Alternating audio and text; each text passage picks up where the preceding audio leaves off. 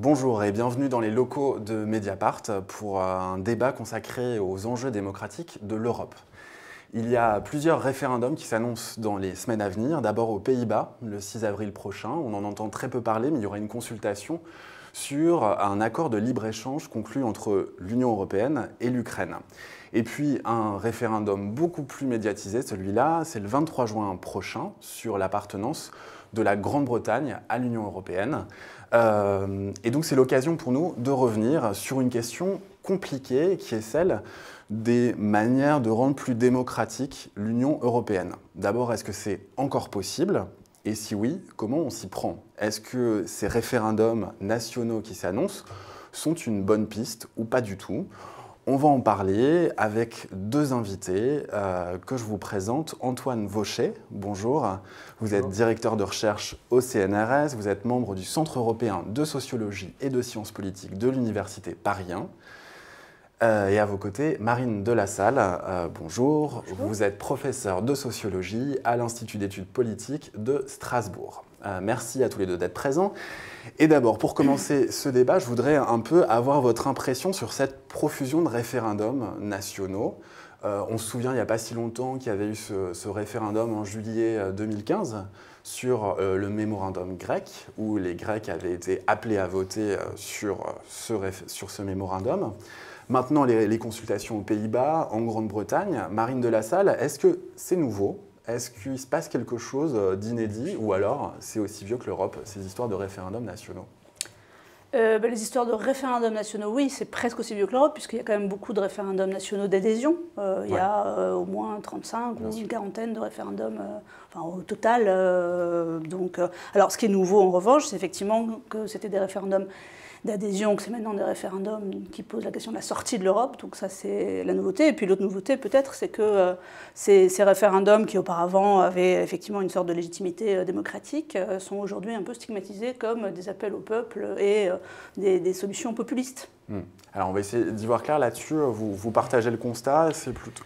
Oui, moi je pense qu'on arrive là au terme de plusieurs années de la crise de la zone euro, où finalement la question démocratique avait été largement mise de côté. Et depuis finalement l'élection de Syriza, on arrive à une reprise en main en quelque sorte par différents votes nationaux et le retour donc, de cette question démocratique. Moi je pense que c'est un peu le symptôme aussi d'une certaine insensibilité des institutions européennes au vote, aux procédures démocratiques ordinaires. Et justement, le référendum n'est pas une procédure démocratique ordinaire.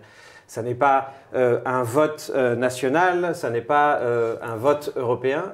Et on a bien vu, moi je pense, avec l'arrivée de Syriza, toutes les réactions négatives au sein du Conseil européen pour prendre en compte la nouvelle donne démocratique grecque et donc aussi l'impossibilité d'affecter le cours des politiques européennes. Et de la même manière, on a bien vu que l'élection du Parlement européen de 2014 n'a pas affecté non plus le cours des politiques européennes. Donc de certaine manière, je pense qu'on arrive à un point où face à cette relative indifférence des institutions européennes au vote, effectivement, on a ce recours au référendum qui est un peu une arme du faible au fort, en quelque sorte. Mais est-ce que c'est une bonne nouvelle, du coup, si on regarde en termes de qualité démocratique et de manière de poser ces questions-là?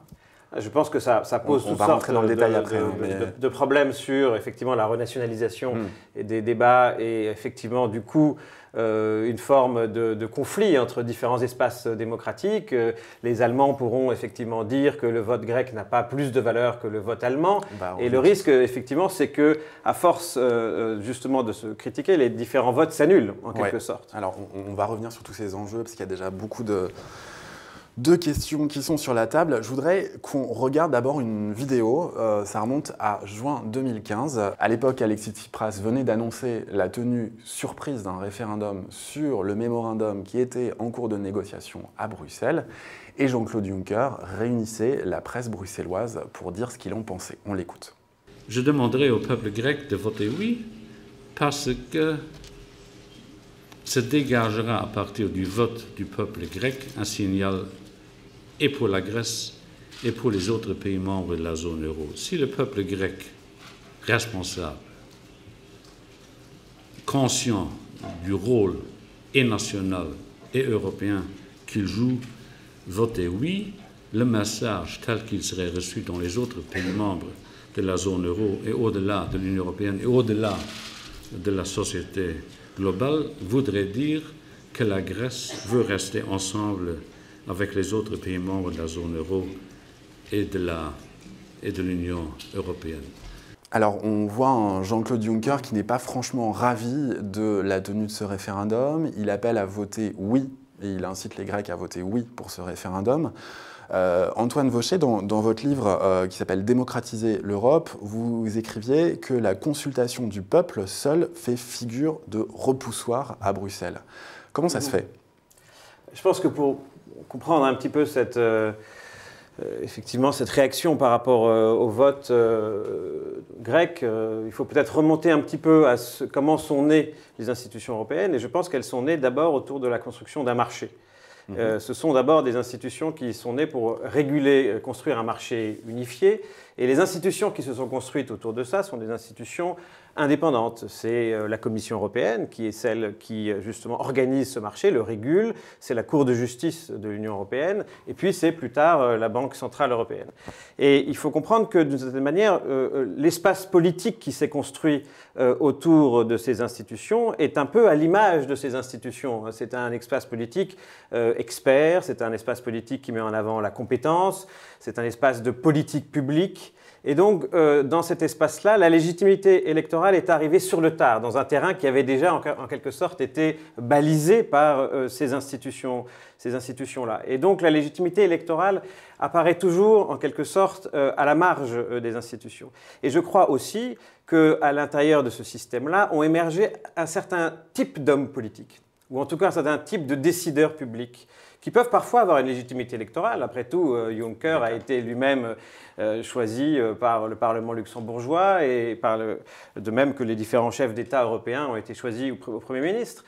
Mais au contact des institutions européennes, en quelque sorte, ils prennent aussi, en quelque sorte, pris dans les jeux européens complexes, ils prennent aussi, en quelque sorte, la figure de cette expertise et de cette compétence qui est attendue, et aussi, du coup, d'une forme d'insensibilité à l'égard des réponses politiques nationales qui sont toujours pensées comme risquant d'affecter le projet européen. Parce que le projet européen est pensé par justement ces institutions indépendantes comme quelque chose qui doit dépasser les mandats électoraux, qui est quelque chose de plus important, parce que effectivement l'enjeu est l'unification des marchés européens. Là-dessus, Marine de la Salle, sur un premier regard sur ces questions. Oui, alors il y a deux choses qui me semblent aussi importantes de rappeler, c'est que effectivement, ce à quoi on assiste, il me semble, c'est une transformation peut-être, ou un clash, pas des légitimités, mais des définitions qu'on peut effectivement donner à ce qu'est la démocratie. Et effectivement, au sein des institutions européennes, se développe un peu un discours sur la démocratie, par exemple, des procédures, il faut être transparent, il faut être pluraliste, il faut rendre compte. Mais du coup, on va beaucoup plus essayer de travailler sur la qualité de la démocratie plutôt que sur la démocratie de masse. Effectivement, et finalement, les définitions même de qu'est-ce que c'est qu'un processus démocratique peuvent parfaitement mettre effectivement le peuple à distance parce que, précisément, on ne s'entend pas tout à fait sur ce qu'est la démocratie. Et la deuxième chose qui me semblait intéressante, c'est qu'on dit souvent que effectivement le peuple est à distance, ou les catégories populaires, ou les populations sont à distance des institutions européennes, c'est-à-dire qu'elles pour elles, les institutions européennes sont très, très, très lointaines, très distantes, très ethniques, très, très abstraites. Mais on pourrait dire la même chose de ces dirigeants européens qui, effectivement, ont une conception de ce qu'est le peuple, qui est aussi très abstraite. Et du coup, effectivement, il faudrait réfléchir aussi à comment est-ce que... Parce que, y compris le fait que, par exemple, les questions sociales ne soient pas des questions communautaires vraiment européanisées, etc. Ce que vous voulez dire, c'est que les politiques sociales restent de la compétence d'abord des États membres. D'abord des États membres. Et donc, du coup, y compris les dirigeants européens n'ont pas une connaissance, y compris technocratique, voilà. Et donc, c'est le peuple est effectivement une figure très lointaine aussi pour eux. Oui, je suis surpris parce que pour l'instant, vous n'avez pas encore parlé d'une chose qui paraît quand même assez importante, qui est ce trauma lié au référendum de 2005, le traité constitutionnel européen, qui a été rejeté à la fois en France et aux Pays-Bas. J'imagine que ça joue quand même dans la manière dont à Bruxelles, on pense le référendum aussi. non? Oui. Alors, en même temps, ce qui est intéressant, ça serait de revenir sur le trauma, c'est pour qui? Parce qu'effectivement, sans doute, à Bruxelles, on a été traumatisé par cette question, par le nom ou par les noms. Mais ça a été aussi un trauma, si on veut, en France, parce que le référendum, il me semble que ça a été un moment de politisation vraiment intense, où les gens ont discuté. Alors, c'est pas tout le monde, mais c'est quand même beaucoup plus largement toute une série de gens qui discutaient jamais ni de politique ni d'Europe, qui là, effectivement, ont discuté. Et quand même, 2005, ça a été cette idée que, en fait, il n'y a pas de plan B, quoi. Il n'y a pas de plan B, il n'y a pas de solution. Et ça ne sert à rien de faire de la politique, ça ne sert à rien de voter, ça ne sert à rien de dire non, puisque de toute manière, le résultat est strictement le même. Donc, je pense que le 2005, c'est aussi un basculement sur, effectivement, cette idée que l'Europe peut être politique, peut être politisée, et qu'on peut faire des choix sur les questions européennes. Et puis, si je peux me permettre un mot de plus, nous, on a fait une grosse enquête donc, sur les perceptions des citoyens, disons, ordinaires au sens de non spécialistes de l'Europe. Voilà. Et 2005, pour toute une série de ces citoyens qui étaient intéressés par le projet européen, plutôt europhiles, si on veut reprendre cette catégorie, qui étaient prêts à voter oui, même s'ils étaient partagés pour toute une série de raisons, ils ont fini par voter non parce qu'ils avaient le sentiment, effectivement, d'être traités de façon très condescendante par les dirigeants européens, et aussi avec ce sentiment qu'on pouvait les manipuler. Et je me souviens d'un de vos papiers sur effectivement le Brexit, sur le fait qu'effectivement on pouvait un peu manipuler l'opinion publique britannique en leur faisant penser qu'on allait faire des choix qui en fait n'en étaient pas, etc. Et donc il y a toujours cette idée que les opinions publiques, on peut leur raconter un peu la messe et qu'ils vont être gentils. Et, voilà. Et donc, je pense que là, il y a eu aussi un basculement qui a été traumatisant pour... Antoine Bauchet sur oui, 2005. Moi, je pense que, effectivement, ce qui est intéressant et le souvenir qu'on peut aussi en avoir, c'est que, finalement, par rapport à nos discussions sur la démocratie européenne, le traité constitutionnel était typiquement ce genre d'objet politique extrêmement bizarre qui nous arrive de Bruxelles, pour faire un peu rapidement les choses, auxquels participent toutes sortes d'acteurs nationaux, bien sûr, comme on en a aussi sur le traité transatlantique ou sur les questions du traité de stabilité, enfin un ensemble de traités, un ensemble de constructions extrêmement denses en expertise, etc., et qui, d'une certaine manière, pourraient laisser penser que toute démocratisation est impossible, toute politisation de cette discussion est impossible. Et ce qui est intéressant, c'est qu'effectivement, comme le disait Marine, on a vu dans la discussion même du traité, en fait, la manière dont on pouvait politiser l'Europe, pour peu qu'on accepte de casser un peu le cercle de la dépolitisation, justement, dans lequel un certain nombre d'acteurs politiques, bureaucratiques, journalistiques aussi, tiennent l'Europe comme quelque chose d'ennuyeux, de technique, de bureaucratique. Et à partir du moment ou de chercheurs aussi, qui participent aussi, sans doute, à dépolitiser cet objet, à partir du moment où il y a une dynamique, au contraire, de politisation, on voit bien que quelque chose qui est extrêmement compliqué, les centaines de pages d'un traité constitutionnel, peut devenir un objet politique pour les citoyens. Alors évidemment, le coût est dur, évidemment, quand on voit que ce référendum n'a pas d'effet. Et là, on revient, je pense, à la question des effets politiques des votes sur l'Europe et d'une forme d'indifférence des institutions, puisque effectivement, les politiques européennes ne semblent jamais affectées ni par les votes européens, ni par les votes nationaux. Ouais. Mais là-dessus, c'est peut-être bien, là vous parlez d'indifférence par rapport au vote. Je voudrais qu'on revienne sur cette phrase qu'a prononcée Jean-Claude Juncker dans un entretien au Figaro en 2015, qui peut paraître absolument sidérante pour beaucoup de citoyens français, et peut-être qu'il faut la décrypter, vous me dites ce que vous en pensez, il ne peut y avoir de choix démocratique contre les traités. Est-ce que c'est aussi caricatural que ça en a l'air, cette phrase? Qu'est-ce que vous en pensez? C'est redire effectivement ce que je disais tout à l'heure, c'est-à-dire il n'y a pas de choix démocratique contre les traités, c'est qu'il n'y a pas de choix, il n'y a pas d'option possible, c'est-à-dire, ça veut dire les traités sont l'alpha et l'oméga des possibilités et il n'y a pas de choix alternatif. Alors, ce qui est étonnant, c'est que la crise de la zone euro qui a mis en avant toutes ces questions beaucoup plus fort qu'avant de démocratisation, de nécessaire démocratisation de l'Europe, n'ait pas fait changer un peu cette manière de penser. Et je veux dire que c'est d'autant plus intéressant, cette citation, qui est peut-être tirée de son contexte, etc. Mais en même temps, c'est intéressant de voir que encore une fois, cette catégorie d'hommes politiques européens. Parce qu'après tout, Jean-Claude Juncker, je voyais encore qu'il a participé à 100 conseils européens. C'est l'homme politique européen, en quelque sorte, par excellence, en termes de spécialisation de sa carrière. Bon. Et c'est intéressant que celui qui, justement, est devenu président de la Commission sur l'idée qu'il voulait repolitiser la Commission européenne et qu'il voulait repolitiser l'Europe, eh bien, finisse par dire qu'il n'y a pas d'alternative politique à l'intérieur des traités. Qu'il n'y a pas possibilité, en l'occurrence, de marge de manœuvre à l'intérieur des traités. Donc je pense que là, on a une sorte de contradiction.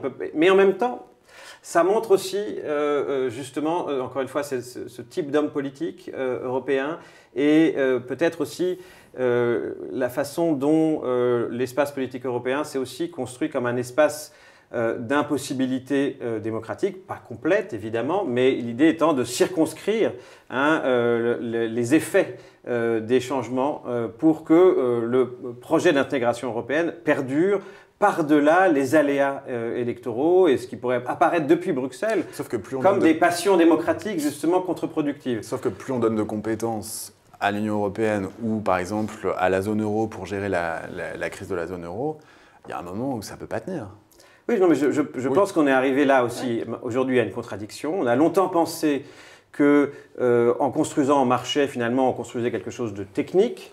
On a longtemps pensé que ça n'avait pas forcément d'effet en termes de redistribution, que c'était organiser des marchés, voilà, organiser un marché économique, monétaire, que ça n'avait pas d'effet en termes d'interdépendance. On se rend compte aujourd'hui, à travers toute une série de crises, qui sont les crises actuelles de l'Union européenne, que en fait, il y a en permanence des interdépendances, il y a en permanence.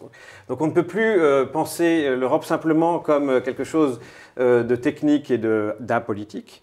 On ne peut plus penser non plus que construire un marché, ça n'a pas d'effet aussi sur la manière dont on organise l'éducation, la manière dont on organise la culture, la manière dont on organise les hôpitaux, la santé, que la répartition des compétences entre l'Europe et le national, c'est quelque chose qui a perdu beaucoup de sa pertinence, surtout après la crise de la zone euro et justement toutes les politiques qui ont été faites par la Banque centrale et par la Commission pour redresser, entre guillemets, les États. Alors, si on avance un peu sur cette histoire de référendum aux Pays-Bas, juste une question là-dessus. Est-ce que pour vous, par exemple, donc l'histoire c'est qu'il y a un référendum d'initiative aux Pays-Bas sur cette question d'un accord de libre-échange entre l'Union européenne et l'Ukraine. Est-ce que pour vous c'est une bonne nouvelle, par exemple, ce référendum, parce que ça va européaniser le débat aux Pays-Bas ou je ne sais quoi? Ou alors c'est extrêmement dangereux parce qu'au contraire on va vers un morcellement où chaque pays va construire un peu sa jurisprudence par rapport aux affaires européennes et du coup, l'ensemble va devenir totalement ingouvernable. Qu'est-ce que vous en pensez La réponse qu'on peut faire, c'est qu'effectivement, ces référendums sont à la fois des occasions de débat démocratique, mais s'ils ne sont pas suivis d'effets, c'est plutôt extrêmement contre-productif. Et puis, effectivement, ça nationalise les questions européennes. Et d'une certaine manière, si on regarde un petit peu la situation, on voit bien que, disons, les intérêts sociaux qui pourraient avoir aussi intérêt à l'Europe, à développer la politique dans l'Union européenne, sont ceux qui sont les moins organisés au niveau européen, les intérêts des salariés, des travailleurs. Voilà. Et du coup, effectivement, ils ont beaucoup, je pense, à perdre à cette nationalisation. Et là encore, cette enquête sur l'Europe des Européens avait quand même montré que, au-delà de ce qu'on nous raconte sur la perte de la souveraineté, des formes d'identité culturelle, etc., lorsqu'en fait on interroge des citoyens pour le coup ordinaires, des salariés, des petits salariés, des ouvriers, etc., ce qui fait problème dans l'Europe, c'est pas la perte de l'identité nationale ou d'identité, c'est effectivement la différence des conditions de salaire, les problèmes, les questions de dumping social, les questions, voilà. Et donc du coup, tout ce qui peut effectivement contribuer à nationaliser, en fait, n'est pas une bonne nouvelle sur effectivement la capacité de ces intérêts à s'organiser et à s'européaniser, parce qu'effectivement, il faut qu'ils s'organisent sur un plan européen. Ouais. Et du coup, moi, cette question-là du référendum aux Pays-Bas m'intéresse aussi parce qu'il y a beaucoup de débats sur comment on va faire avec, par exemple, le chantier de l'accord de libre-échange entre l'Union européenne et les États-Unis, ce qu'on appelle le TAFTA en France ou le TTIP à Bruxelles. Il y a tout un débat qui s'est lancé sur comment on va ratifier cette chose. Alors, il y a une compétence du Parlement européen, donc ça on sait, il y aura un vote du Parlement européen une fois que les négociations seront terminées, qui pourra rejeter ou valider l'accord. Mais ensuite, il y a un débat sur est-ce qu'il faut un vote des 28 parlements nationaux sur ce texte. Là-dessus, quel est votre... Est-ce que vous avez un avis? Alors, juridiquement, la Cour de justice européenne est censée se prononcer, mais voilà, est-ce que... Qu'est-ce qu'il faut? Parce que c'est sans fin, une ratification, et en même temps, on ne voit pas comment on peut faire l'impasse sur un Parlement national. C'est-à-dire que ça part aussi du principe qu'on peut détacher ce qui relève de la construction d'un marché, hein, qui serait donc du coup... d'après le droit européen, de l'exclusive compétence de la Commission et des institutions européennes. Et dans ce cas, on reste dans le circuit européen et le Parlement européen doit être le seul à ratifier. Ou, comme on l'a bien vu déjà dans les débats qui ont émergé autour du traité transatlantique, est-ce que ça ne touche pas aussi des questions de l'agriculture, de la culture, de l'éducation, etc. Et dans ce cas, on a du mal à imaginer qu'un traité qui, justement, a de telles ramifications et de telles conséquences nationales puisse être considéré comme simplement une affaire de marché. Voilà. Et pour revenir juste un instant sur l'affaire, sur le référendum aux Pays-Bas, je trouve que, je suis assez partagé. D'une certaine manière, je trouve ça intéressant parce que justement, c'est une façon de montrer que c'est justement dans la construction de ce marché, par exemple avec l'Ukraine, hein, que l'Europe fait de la politique. Et donc si on renonce à politiser ces questions-là, on renonce complètement à entrer dans les tranchées de la politique européenne. Parce que c'est là que ça se fait, et c'est sous l'égide, en quelque sorte, du marché que l'Europe a construit sa capacité politique. Et de certaine manière, c'est pas par hasard d'ailleurs que Poutine a ouvert la crise ukrainienne sur la question du marché, d'un traité de marché, parce que c'est justement là que se joue l'influence politique de l'Europe. Et c'est là aussi que l'Europe est capable de contrecarrer les projets des multinationales de type Google, Facebook, etc. Parce que c'est justement sur l'organisation du marché que l'Europe a une capacité politique. Tout ça pour dire du coup que, évidemment, si on laisse passer ces questions-là comme trop techniques, on passe à côté complètement, à mon avis, des questions européennes. Après, évidemment, on tombe un peu dans le piège démocratique européen, c'est-à-dire soit on est dans une fragmentation des espaces de débat démocratique, soit on est dans des institutions européennes où, effectivement, le jeu démocratique est assez limité. Hein, où par exemple le Parlement européen n'a pas de capacité d'initiative, des lois, etc. Donc on est dans un piège. Je voudrais revenir là-dessus quand même, c'est-à-dire je pense qu'il y a des eurodéputés qui défendraient l'idée que, après tout, eux représentent la souveraineté européenne, les citoyens, la voix des citoyens, ils ont été élus, et donc il n'y a peut-être pas besoin de doubler par rapport à des parlements. Je me fais l'avocat de certains eurodéputés. Hein. Peut-être pas besoin de doubler la ratification du TAFTA. Après tout, c'est le boulot d'un Parlement européen. Ça, on peut l'entendre pas? Moi, je pense que le Parlement européen est un espace essentiel pour la politisation des questions européennes. Je ne veux pas du tout remettre en cause. Mais c'est aussi une institution qui est prise dans les jeux européens aujourd'hui et, d'une certaine manière, par exemple, est très soucieuse, par exemple, de protéger les institutions européennes, y compris la Banque centrale, y compris la Cour de justice, contre ce qui apparaît comme des incursions nationales. Et donc, d'une certaine manière, elle est aussi prise par ces jeux européens et du coup, on ne peut pas considérer qu'elle donne l'entièreté de la réponse démocratique aujourd'hui, ou en tout cas, elle reste souvent au seuil de la politisation de certaines questions. Et de ce point de vue-là, on peut penser que les parlements nationaux, les partis ont un rôle à jouer, que les espaces démocratiques nationaux ont un rôle à jouer. La question étant comment les coordonner et comment construire une politique transnationale qui permette de les faire travailler ensemble, mais on pourra revenir là-dessus. Juste sur le Parlement européen, là-dessus, vous êtes d'accord aussi? Oui. Ce qu'on peut peut-être dire, c'est qu'il y a aussi des taux d'abstention qui sont... Tant qu'on n'a pas une participation qui ne sera pas plus forte aux élections européennes, c'est compliqué de ne miser que sur le Parlement européen, puisqu'on est à 42, je crois, à 43% de participation, et ça ne fait que décroître depuis 79 premières élections.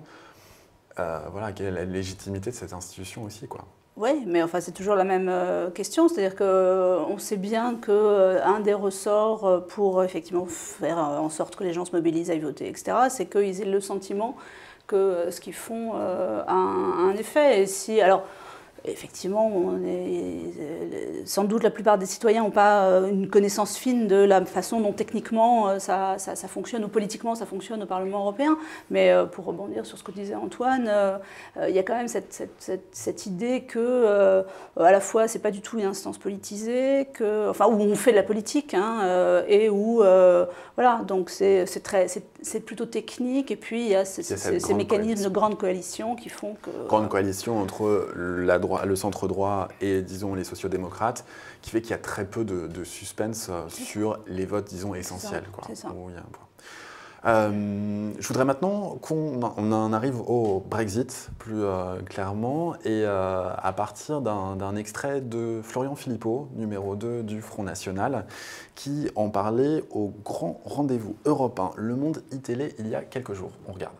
Mois, je vous réponds rien. Au bout de 6 mois, on fait un référendum sur notre appartenance à l'Union européenne. Voilà. Et comme ils vont le faire là au Royaume-Uni en juin, ça s'appellera le Frexit. Et de toute façon, ça viendra, c'est le sens de l'histoire. Il y a des référendums partout en Europe qui montent. Il y a un vent de liberté en Europe. Et c'est la condition de la souveraineté, de la prospérité et de la sécurité que d'avoir une nation forte. Voilà, alors sur le Brexit, on voit bien qu'il y a toute une partie de la droite française et de l'extrême droite qui s'intéresse à ce qu'est en train de faire David Cameron.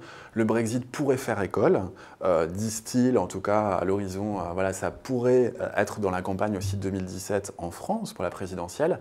Antoine Vaucher, qu'est-ce que ça vous inspire ce Brexit? Pareil, est-ce qu'on est sur une question de fond qui repose la légitimité démocratique de l'Europe et c'est une manière de retisser du lien avec les citoyens, ou alors au contraire c'est un précédent dangereux qui va encourager par exemple des souverainistes d'extrême droite à reprendre ce discours, etc. Ouais, je pense qu'un des éléments intéressants, c'est qu'on ne sort pas de l'Europe comme ça, qu'on n'échappe pas complètement à l'Europe sur un vote. On ne défait pas l'Europe par un vote. Je pense que, d'une certaine manière, il faut arrêter de penser à une sorte de malléabilité politique de l'Europe. Finalement, on est là au terme de 60 années d'intégration européenne. Il y a un ensemble de groupes sociaux, il y a un ensemble d'institutions nationales qui sont profondément liées et structurées par la construction européenne. Et le fait de sortir, par exemple, par un vote, à la manière peut-être de la Grande-Bretagne, ne résout pas le problème. Parce que l'effet d'attraction, en quelque sorte, des institutions européennes, la manière dont elles construisent justement ces règles, on l'a vu, on le voit par exemple avec la Suisse, on le voit avec la Finlande, on le voit avec d'autres États qui, finalement, sont sortis, enfin ne sont jamais entrés en l'occurrence, mais dans le cas de la Grande-Bretagne, pourraient sortir de la machine, en quelque sorte, politique, mais continuer à en prendre, à se voir imposer les règles. Et finalement, c'est ce qui se passe avec la Grande-Bretagne par rapport à la zone euro. C'est-à-dire que la Grande-Bretagne n'est pas dans la zone euro, mais se fait imposer aujourd'hui en matière de services financiers, par exemple, des règles qui sont faites dans la machine politique de la zone euro.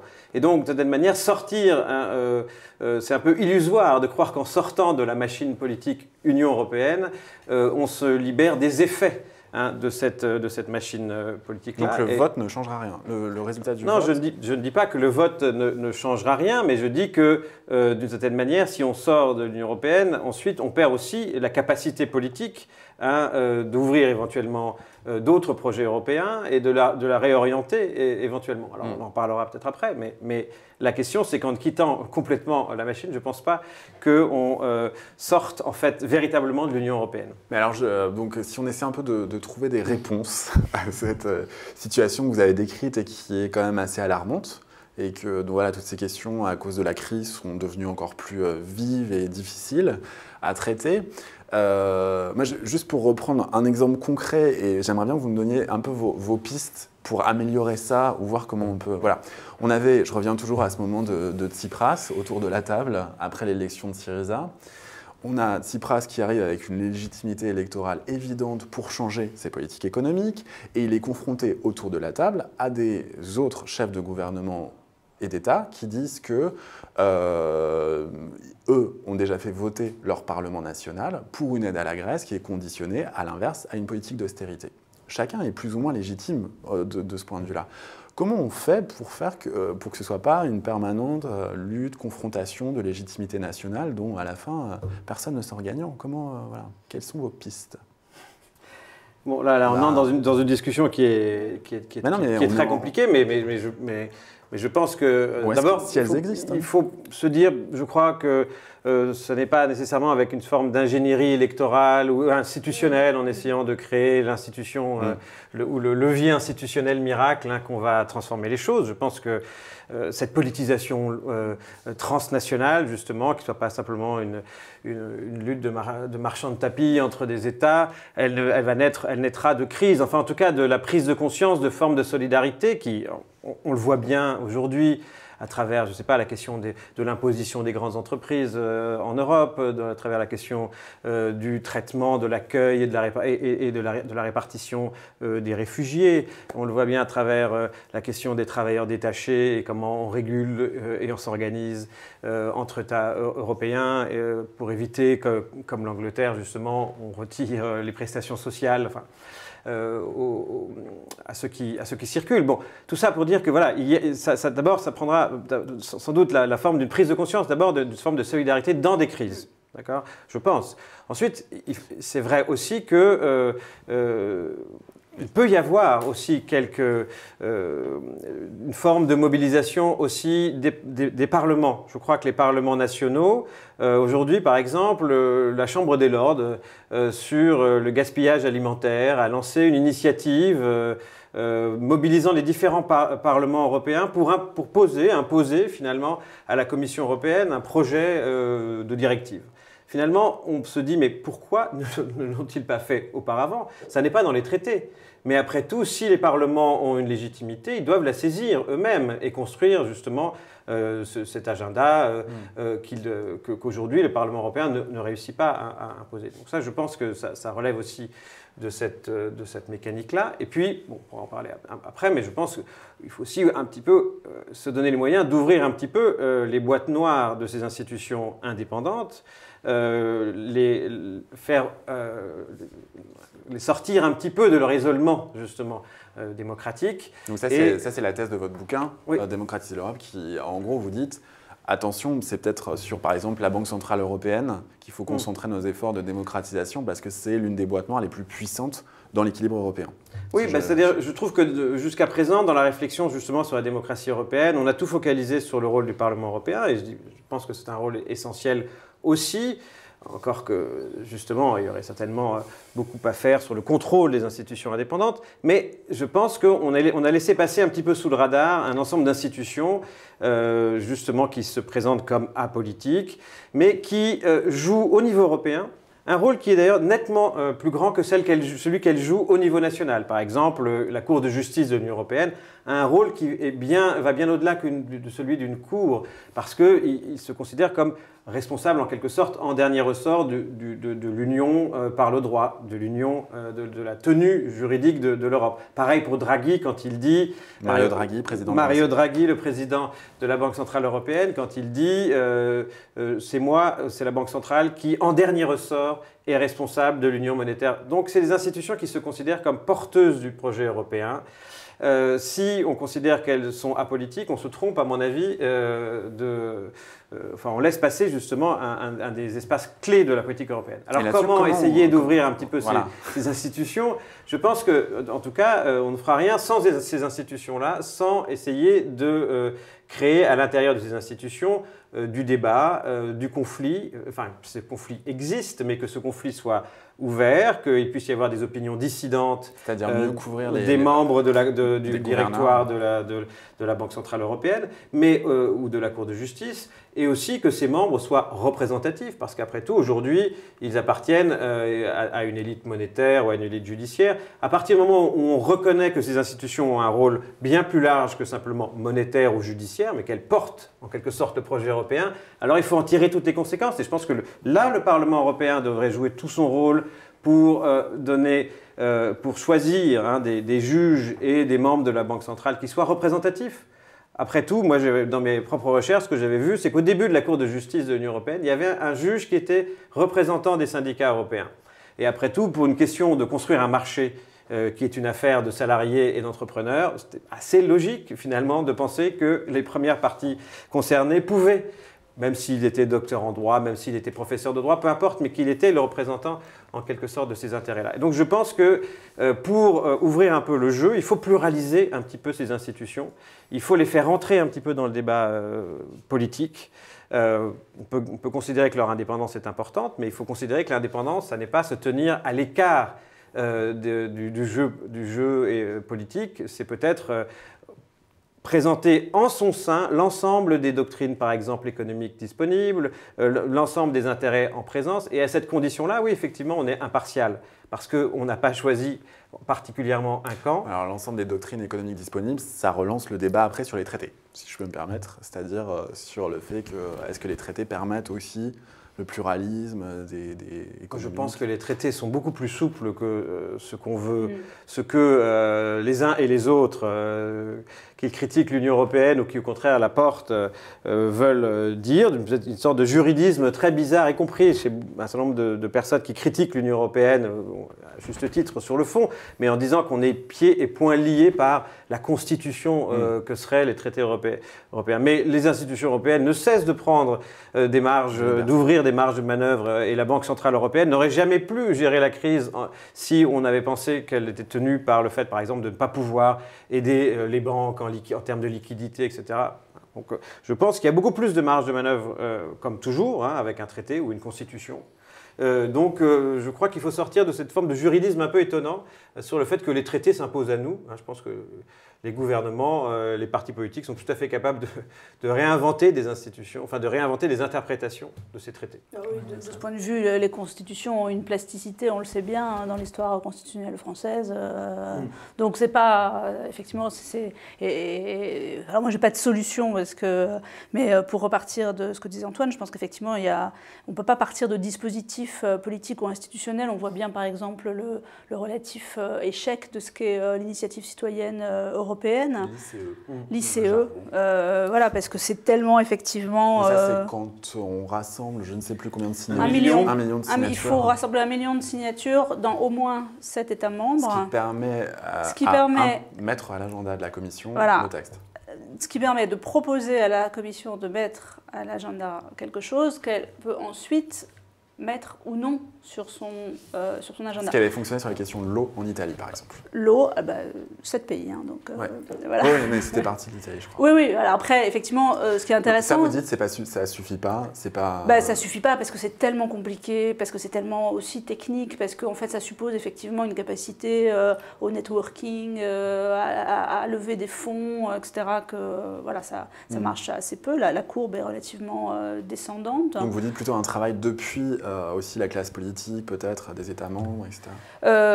Oui, non, mais donc ça marche pas. Je pense qu'effectivement, il faut qu'on arrive, enfin, c'est un peu idiot, mais à se penser comme à l'Europe, que les Européens puissent se penser comme une société, et voilà, et effectivement, au-delà de la question politique, que donc, d'une certaine manière aussi, ça puisse partir du bas. Mais ça, moi, je suis assez frappée, par exemple, si on fait le parallèle entre ce qui s'est passé avec la Grèce cet été et puis en ce moment la crise des réfugiés. Il me semblait que la Grèce, c'était un moment où précisément on a complètement raté le débat sur la solidarité au sein de l'Union européenne. Et c'est à la fois, moi je suis ravie que Merkel ait la position qu'elle a aujourd'hui sur la crise des réfugiés et sur les réfugiés, mais c'est aussi paradoxal que l'Allemagne qui... critiquait ou stigmatisait la Grèce et qui, d'une certaine manière, a pesé dans cette difficulté à créer de la solidarité entre pays européens, appelle aujourd'hui, voilà, donc il n'y a pas de question de qui on doit être solidaire, hein, mais effectivement, pour moi, le débat manqué avec la Grèce, c'est effectivement un débat sur la solidarité entre Européens, et tant que, encore une fois, il n'y aura pas des mécanismes sociaux qui permettent qu'il existe des formes de solidarité entre les Européens. On peut faire tout ce qu'on veut sur... Il y a des projets d'assurance chômage au niveau de la zone euro, par exemple, qui sont des manières d'européaniser des politiques sociales. Okay.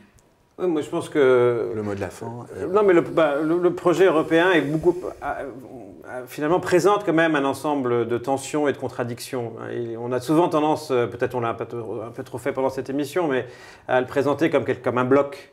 Je pense qu'il s'est construit avec beaucoup de bifurcations, il n'a pas été construit en un jour et finalement, il suffit même de regarder les traités, il suffit même de regarder la Charte des droits fondamentaux. On a tout un chapitre sur les droits sociaux, sur les droits collectifs.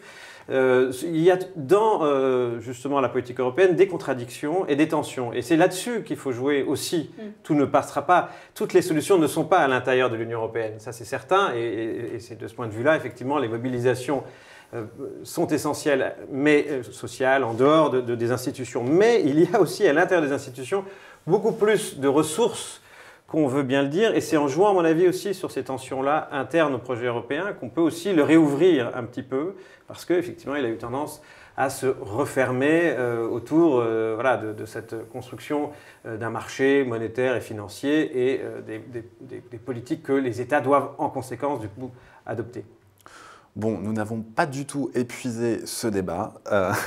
Merci à tous les deux d'avoir participé. On va évidemment suivre tout ça sur Mediapart dans les semaines à venir. Merci à l'équipe de 5e étage production pour la réalisation et à bientôt sur Mediapart.